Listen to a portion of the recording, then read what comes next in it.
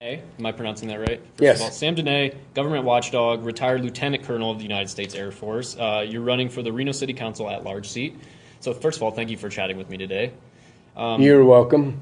And give you a little cameo so we'll know who we've got here. Noah Glick with KUNR, Reno Public Radio. Yes, and not related to the former UNR president, ironically. That's true.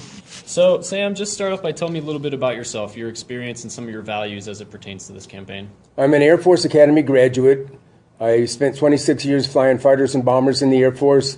Far more military experience, and I'm not speaking about my opponents. I've got more time on the battlefield, background military experience than all of the candidates for all the positions and all of the current members of the City Council, County Commission, anybody you want to name, because there's no other military people on there, certainly not with my background. Anyway, I flew fighters and bombers, B-52 bombers, F-4 Phantoms in the Air Force for 26 years after graduating from the Air Force Academy. Then I simultaneously started flying for Pan American World Airways, and I flew for them for many, many years as a pilot until they were blown out of business over Lockerbie by the terrorists. That's where I started my whole next career. And I was telling Noah here that starting in 1994, I started coming to all of these meetings. And if you don't know it, we are in my office right here at the Reno City Council chambers at my request. We might move outside in a few minutes if we need to, but this is a starter. And in 1994, I started coming to these meetings. And ever since then, I've been to the podium, these podiums right here. This is the podium right there. And I've been to these podiums more than all of the citizens added together. 6,457 times, Reno, Washoe Airport, RSCVA, all the places. And you say, why do you do this? This has to be boring. No, believe it or not, once you learn all the players, it actually becomes very exciting. Very exciting, because I'm the only common link. I'm the only person who comes here. This is an empty day. It's not a meeting. And I'm the only person, so it actually becomes quite intriguing and exciting. And I just have it in my heart as a crusade to come down here and save Reno. And I know you don't want to spend the whole time as the introduction, but one thing that relative to this issue is that I am responsible, and I say it every time I come here, I am responsible for 92% of the good things about Reno. And during this discussion, some of those good things will come up. But I'm responsible for 92%, and I ask people to come up and challenge. For the last 20 years, nobody ever challenges my statement. I am the government watchdog, and by the way, I am the DNA of Reno government. Sam Dehne, the DNA of Reno government. Anyway, that's a quick intro, and I'm sure some other things will come up as we go along. And I'm trying to make Noah here feel at ease, because he's never been in front of such a great person before in his life. And now he's smiling. Nice smiley face over there. Yeah, okay. So anyway, you can go ahead and throw in anything you want. All right. Well, you mentioned no one challenges you on the 92% of good things that happen in Reno you're responsible for. So what are some of those 92%? What is it? And I don't want to put them in any order, and I'm not going to go into all of them because we need about 3 hours, and this is going to be about a 30-minute interview or less. Okay, I'll go with Burning Man. Burning Man, for those out there, Burning Man is way up there north of town. In 2003, the county commission and the rest of the bureaucrats and the media mouses were hell-bent. No, it's not a media mouse yet, because I don't know him yet. But the media were hell-bent on shutting down Burning Man. They had a vote coming up at the county commission. I was the only person to go to the podiums over there and say, don't shut it down. They didn't shut it down. Was that me all by himself? Maybe not. It's the body of work of all of the things that I have told people to do and not to do that creates the fact that I'm responsible for 92% of the good things about Reno. After that, the Air National Guard. The Air National Guard in circa 1998 their F-4 Phantoms were defunct. They wanted to replace the F-4 Phantoms with F-16 fighters or A-10s. We don't need fighter planes in Reno. I was the only person, and I really carried that crusade flag all over the place. Me, Sam Dehne, 160-pound retired lieutenant colonel fighter bomber pilot. 160-pound, I was against the Air National Guard. Lots of good people out in the Air Guard. It's a great operation, but we don't need fighter planes. Told them we don't need fighter planes in Reno. I was against the Air National Guard. I was against the airport. I was against the Reno City Council, and everybody in town wanted to get fighter planes. I said, get the C-130 cargo planes. I wrote to Washington everywhere. They got C-130 cargo planes. Did I have anything? I was the driving force for that, and nobody else said that except me for a whole year. Was that my responsibility? Well, I had to say yes. And then we could go on, and I got a bunch of things in between. That's this beer crawl thing. I mean, these are smaller things. The beer crawl. I was the only, when the city council wasn't in favor of that. The beer crawl people came here, and I went to the podium as the only citizen. I said, get the beer crawlers in there. This is a good thing for Reno. They finally did it. Now it's a big deal. The kayaking course out there. When they were talking about building the kayaking course so many years ago, I was the only person who went to the podium and said, yes, let's get that kayaking course. It cost $20 million, but they claimed the $20 million was free money that came from Washington. But bringing it, and I could go on and on and on, and maybe we will, but bringing it on up to today, to the current time, on August 19th, 2014, and this ought to intrigue all of your listeners. This thing should go viral. August 19th, 2014, Colonel Kazmierski, the head of Economic Development Authority of Western Nevada, invited me, basically vehemently asked me to be a spokesman to help bring the Tesla Gigafactory to Reno. He begged and pleaded, and by the way, Kazmierski is a retired West Point colonel. I'm Air Force Academy, so we have a little bit of an intrigue going there. Colonel Kazmierski, it turned out, was the only person in this town among the bureaucracy who has had the courage to not be afraid of me. Anyway, he invited me to try to bring Tesla to Reno, August 19th, 2014, and Tesla wasn't coming here. They're going to California or Texas or wherever. 2 weeks later, Kazmierski called me and said, Sam, I don't know how you did it, but Tesla's coming to Reno, September 2nd, 2014. Now, was I the one? I was the only one to come to the podium. And by the way, all of these things I'm telling you about are on YouTube. I've got them all on YouTube, or prior to YouTube days, DVDs and even VHS tapes of all of these things. 6,000 authenticated presentations at these meetings. There's a lot more, but you probably have some more questions. Well, I guess I just want to ask a sort of a clarification then. So you're saying that it's not necessarily that you were solely responsible for these things, but that you showed a certain, a certain judgment in bringing these ideas forward, and that you were sort of a lone voice in voice, the only voice in each of these cases, the only voice. And I call myself either the driving force, which would have been the Air National Guard. I was the only person. And Burning Man, and even Tesla, the only person who came to any of these podiums. But so I say either the driving force, or in many cases, some cases, a driving force. So I don't take total credit. But you take the body of work of dozens and dozens of things that I've authenticated on YouTube, of showing all the things that I've done. And this isn't about me. This is about Sam. Anyway, the term I use is driving force. I was a driving force, or the driving force in my crusade. In military talk, I spearheaded the battle. These battles. I call them battles. Every one of these is a battle, because I'm up there and these people up here, all those people sitting up there like deer in the headlights. They never want to say, well, Sam, I don't think you did that. I don't think you want to do that. Never, ever, ever, Noah. Never do they challenge me. So if they never challenge my statements here in public, on the record, week after week, year after year, isn't that de facto the fact that, what you're saying is the truth? Maybe exaggerated a little bit with a little sarcasm now and then.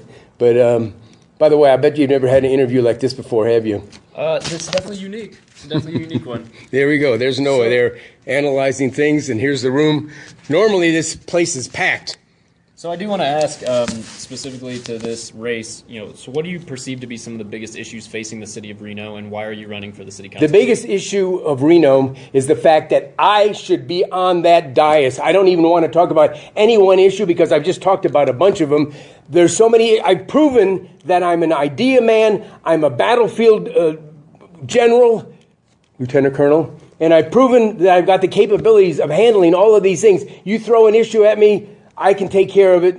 Maybe I won't, if I'm interested. And there's some things that are kind of small time, and I'll give them to the other people over there. But I've shown, my track record shows that I'm a leader, that I'm not a consensus builder, but I come up with the ideas, and like everything I've told you here, and I could go on, there's a lot more, is just proof that I'd be the best person. And I don't want to compare I don't even really know the other candidates. I'm just saying I am the best person. I've been the best person for these jobs for the last 20 years, for all the elections. I'm sort of living proof, and I don't like to go into conspiracies, but I've proven it over and over again. I'm living proof. Everybody in town knows who I am, and they all like me. They love what I do. Some are even jealous of what I do, but they like what I do, and I'm living proof that there's something wrong with the voting system in Nevada and maybe in all of America. I don't know how they do it, and I wasn't really going to go here, but this came into my mind again. I've said it over and over again, that down in the bowels of those Sequoia video game computer voter machines that Reno has been using for 15 years, that, Noah, they've been outlawed in California. Were never allowed there. California outlawed them, and we use them here. And I don't know what goes down in the bowels of those computers. All I know is when I see the results of many of these elections, especially me, and it's not sour grapes. It's just it's a matter of fact. I consider it treason that I have not been won some of these ballots, because the people who are stealing votes are the worst traitors that you're going to find in the world. Stealing votes is the worst thing. It fits in there with rape, pillage, and killing. That's what it is. So just to clarify, you're saying that in prior elections that you've been a part of, that you believe that votes have been stolen from you? Correct. Okay, just want to clarify. I call it rigging, but go ahead, yeah. Okay. So I know you said you don't want to talk about specific issues, but that's a lot of my questions, because I want to ask kind of everybody the same questions about some issues here with Reno. So I'll try to keep it vague for you, but what would you say is your number one priority if you get elected? My number one priority would be to have a big party, and then have a recount because something went wrong and the vote stealers got lost. My priority would be get rid of the caviar on the 15th floor, which is the headquarters for these people. Figure out how to get out of this building that costs a fortune, and I don't have any particular heavy-duty priorities. I would check into what's going on with the railroad trench. The last I heard, and I come to these meetings, and something secret might have happened that I don't know about, but the railroad trench, the last I heard was 3 years ago they made a payment on it, and they have not since. Theoretically, Reno could be considered bankrupt if the banks wanted to come in and take over the railroad, call in the loans. I would have people look into that. I'm not going to be here to clean up. How they're afraid that I'm going to clean house. I'm not going to clean house. I'm just going to go up there and maybe sit up on the 15th floor and eat some of that caviar before we get rid of it. Do you have any specific issues that you got? I don't have any particular. There's just so many things that I know that I cannot prioritize any of them. Sure. Well, let's just start with one then. You did mention Tesla earlier. So one thing I hear a lot about when I talk to people is jobs. So I'm just curious to know what you think what can the city council do to help stimulate job creation, and then what do you specifically see as a path toward a stronger local economy? That's a very good question, because along with my being one of the driving forces to bring Tesla here in the first place, the Gigafactory, is Colonel Kazmierski again recruited me, and this is is a tough one. 2 months ago, recruited me to be the voice to talk people into this $781 million tax bond for building schools.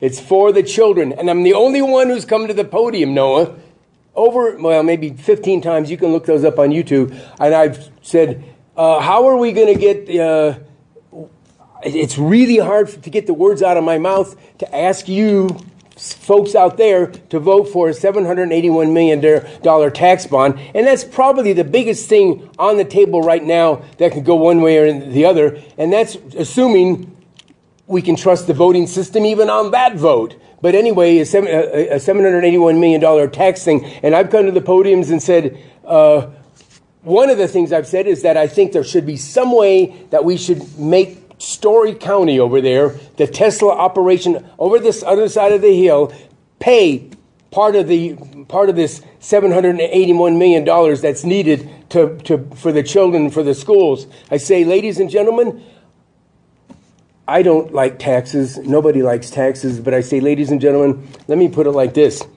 What's this worth? They always say when they're looking for some kind of a tax bond, they say, oh, it's only going to be a pizza a month. This is what I say, a pizza a month, or maybe a couple of fancy coffees, right? No, here's the way it should be. How about you just give up one bottle of cheap tequila each month?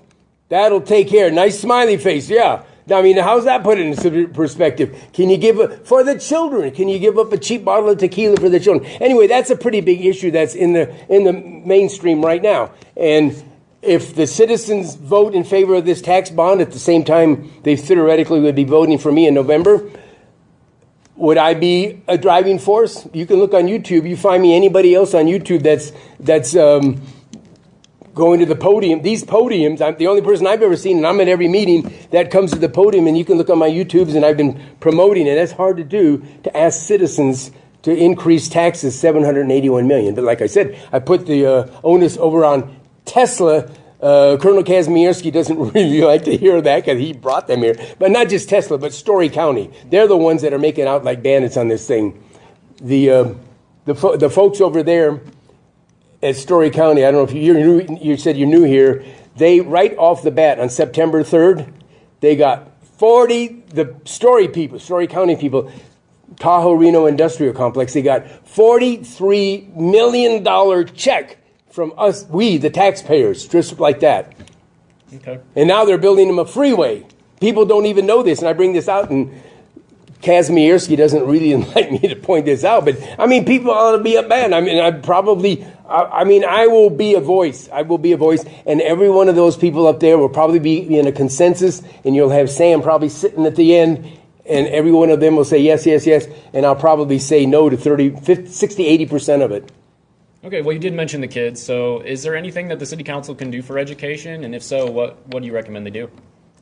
Well, God, it's like I said, it's really tough to support a $781 million tax bond.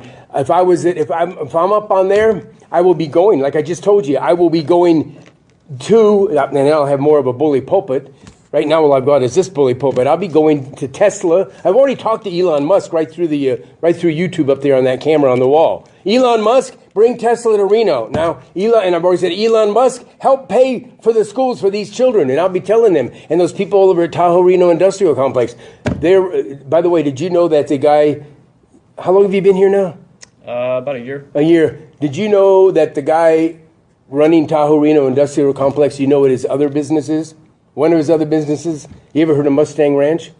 Yeah, he's nodding his head and smiling. Yeah, he owns the Mustang Ranch. Now, can you imagine how much more money he's going to be making? I'm not trying to pick on him. It's just a factor. How much? 6,500 more employees 3 miles from the Mustang Ranch? Think about it. If we can't get some money from that, and not necessarily the Mustang Ranch, but the profits that he's put in his pants, that's what I'll do. I will be a driving force from that side of the dais, stronger than I am here. No, I'm not stronger. You couldn't be much stronger than I am. But it will give me another bully pulpit to say, Elon Musk, I'm the city council member here, and I demand that you help some of you just got yourself several $100 million yesterday from some stock sale, and I don't have anything against Elon Musk or even the guy over there in Tahoe Reno Industrial Complex or Story County. They just need to be paying their share. And I don't think you've heard any of the other people explaining what they're going to do the way I do. And you can just watch my YouTubes and you'll say, oh boy, this town is going to explode if Sam Dehne. This place is going to be a magnet for everybody in the world to want to come here just to be able to see Sam Dehne on the city council. And I will continue to come down to public comment like I've done every year. I won't just sit up there. I'll come down here, and I don't know if you know about public comment. Public comment is by law 3 minutes that each citizen gets to speak on anything he wants. And when I arrived on the scene, this is how scared they are of me, the bureaucrats. When I arrived on the scene, there was no clock. 1994. Circa 1998, they got that fancy clock up there. $50,000. The clerk over there's got a panel on there that looks like when I was flying the F-4 Phantom with all the bells and whistles and gadgets on there. Now it's called, they changed it down, started at 5 minutes, then they moved it to, and it's called, I'm pointing at the clock right up there. For those who wonder what it is, there it is on the wall, a great big digital clock. I call it the Sam Dehne, don't give him 1 extra second of freedom of speech clock, 3 minutes.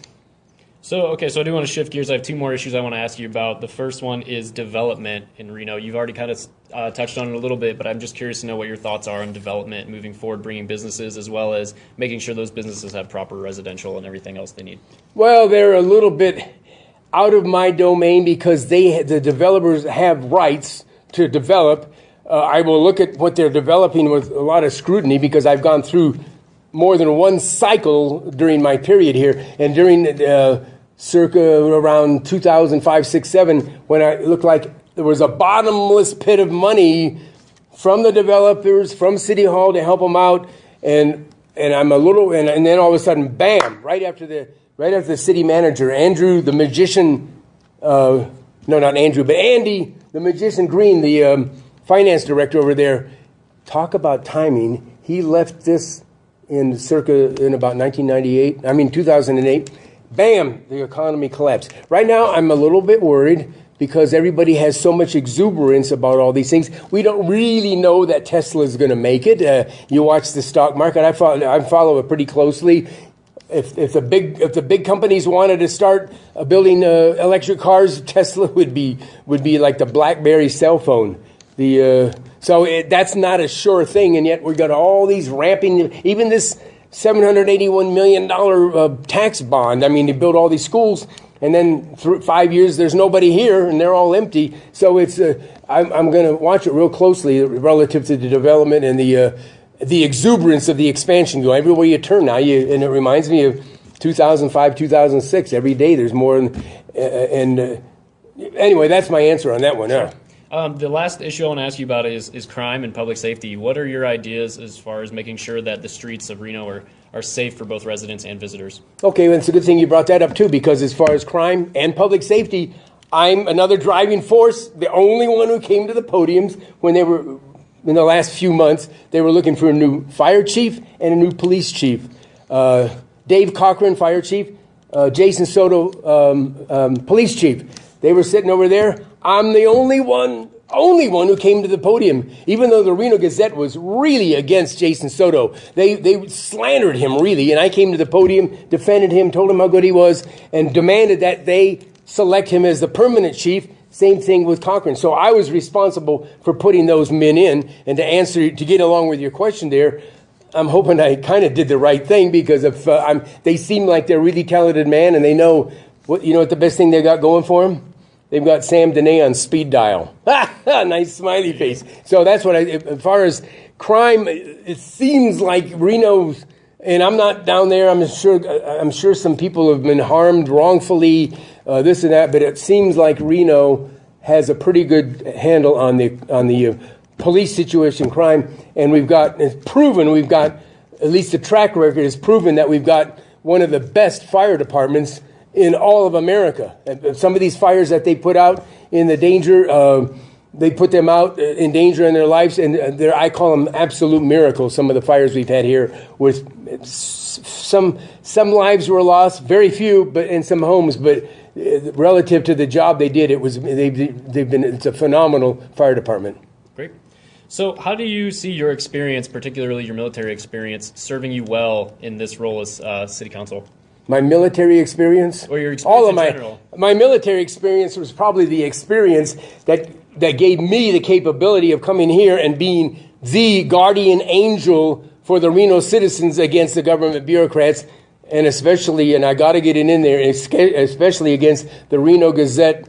I won't call them newspaper, media mouses. I chastise these people now and then, but I always chastise the media mouse. It's right over there because they're the number one culprit in all of Reno, not counting the vote stealers. They're almost involved with that to some degree. And I know you don't like to hear this because you're with the media, but KUNR, I don't know that much about them, your operation, but I know the Reno Gazette, it's just a sad thing for Reno, because Reno is doing pretty good. They would be doing so much better if the Reno Gazette wasn't so afraid and jealous of Sam Dehne. They won't even let me insult them. They're scared to write anything about me. Totally. There'll probably be headlines tomorrow. But nice smiley face, they won't write anything. I mean, I come in there and say, that lady over there, I'm not personal. I said, the Reno Gazette, they don't even have enough credentials to be able to work at the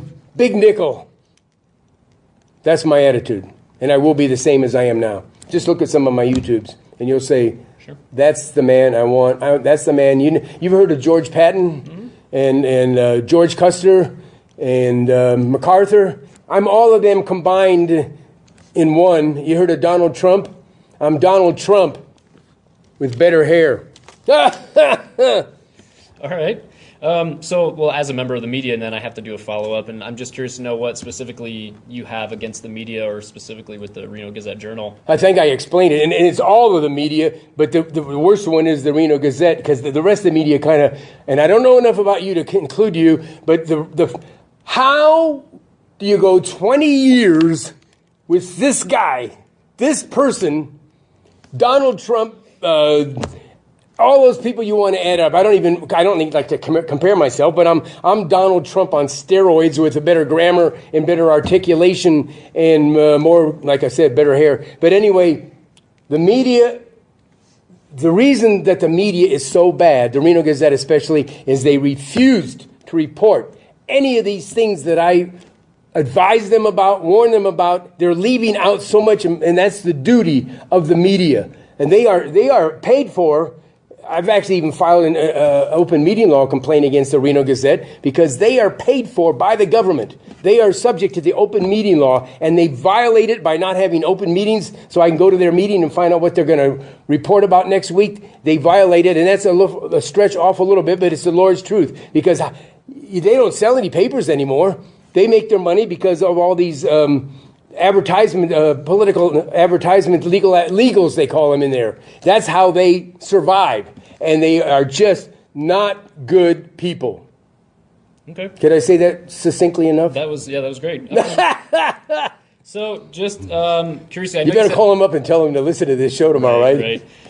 So I know that you said you don't know a lot about your challengers, but just briefly, what is it that makes you different, and why should people vote for you? I think I've explained it to you. If anybody listens to your show, they will see that I'm different than all of the people in this community added. All 300,000 of them added together do not equal my spunk and gumption and moxie and natural charisma and humbleness. Great. That's all the questions I have. Is there anything else you'd like to add? I appreciate you coming down here. I'll have it all right on here, put it on YouTube in a few days, whatever. But I speculate that your bosses are not going to allow you to put this on the radio. Let's see. This has happened before. I've never been quite this exuberant, but it'll be interesting to see if they allow you to put that on the radio. Right. Well, Sam, thank you so much for taking time to chat. Thank you.